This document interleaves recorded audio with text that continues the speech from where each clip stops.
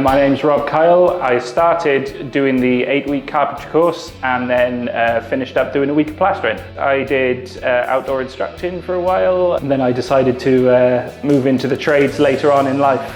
I decided to do carpentry because it includes a lot of elements of general building, so I thought I could get a good overview of a general build. And then I want to get into plastering because it's a technique that's good to learn and good to do yourself if you can.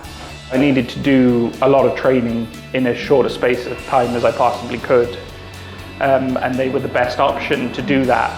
From what I read about them online and through phone calls, they basically were the best option in the time frame I had. The course is going really well. Great tutors all across the board. They fit a lot of information in, but they also give you space to work and learn for yourself, which is really important. So for me, they've hit the balance perfectly of explaining things, but also giving us time to work alone. I've got a few things lined up. I'm going to go and work for a company once I finish here.